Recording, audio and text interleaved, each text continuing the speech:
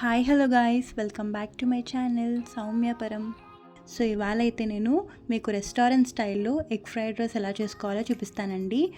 Perfect కొలతలతో ఎలా చేసుకున్నారంటే ఎగ్ ఫ్రైడ్ రైస్ రెస్టారెంట్ స్టైల్లో పక్కా వస్తుంది.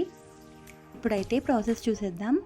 ముందుగా కడాయిలో 1 టీ స్పూన్ ఆయిల్ వేసుకోండి. తర్వాత 3 ఎగ్స్ ఇలా కొట్టి వేసుకోవాలండి. మెల్లగా ఇలా మిక్స్ చేసుకోండి.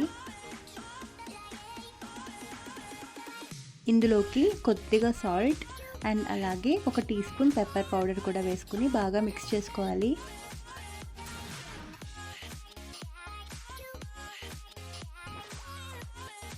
ఒక 2 to 3 మినిట్స్ ఇలా సాట్ చేసుకొని పక్కన పెట్టుకోండి. ఇప్పుడు ఇంకొక కడాయిలో 2 టేబుల్ స్పూన్ ఆయిల్ వేసుకోవాలి. ఇప్పుడు 1 టీ స్పూన్ జీలకర్ర వేసుకోండి. అలాగే చిన్నగా తరిగి పెట్టుకున్న 2 నుంచి 3 వెల్లుల్లి వేసుకోవాలి. ఇప్పుడు 3 నుంచి 4 పచ్చిమిర్చి ఇలా చిన్నగా కట్ చేసుకొని వేసుకోవాలి. 2 రెమ్మల కరివేపాకు వేసుకొని 2 to 3 మినిట్స్ అలానే సాట్ చేసుకోవాలి. ఇప్పుడు ఒక మీడియం సైజ్ ఆనియన్ ఇలా పొడవుగా కట్ చేసుకొని వేసుకోండి. ఆనియన్స్ లైట్గా కలర్ చేంజ్ అయిన తర్వాత ఇందులో 1 టీ స్పూన్ పసుపు అండ్ అలానే రుచికి సరిపడా సాల్ట్ వేసుకొని బాగా మిక్స్ చేసుకోండి.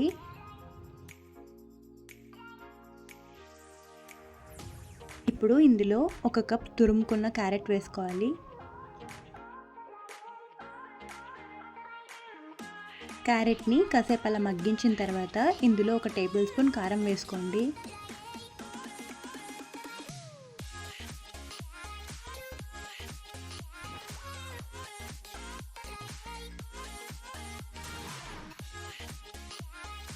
ఫైవ్ టు 10 మినిట్స్ బాగా సాట్ చేసుకున్న తర్వాత ఇందులో మనం ఉడికించి పక్కన పెట్టుకున్న రైస్ వేసుకోవాలండి.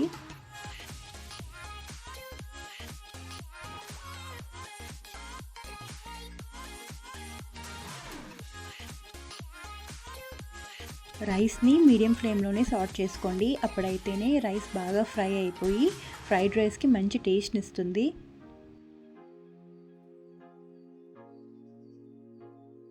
అండ్ ఇప్పుడు ఇందులో మనం ఫ్రై చేసి పక్కన పెట్టుకున్న ఎగ్స్ వేసుకోవాలండి.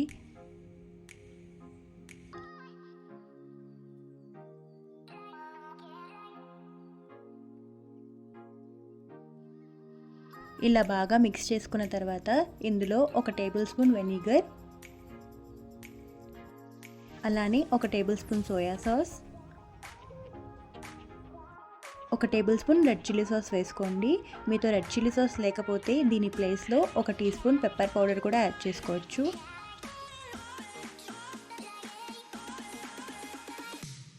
ఇలా హై ఫ్లేమ్లో బాగా సాట్ చేసుకున్న తర్వాత గార్నిష్ చేసుకొని సర్వ్ చేసుకోవడమే. అంతే, ఎంతో టేస్టీగా ఉండే ఎగ్ ఫ్రైడ్ రైస్ రెడీ.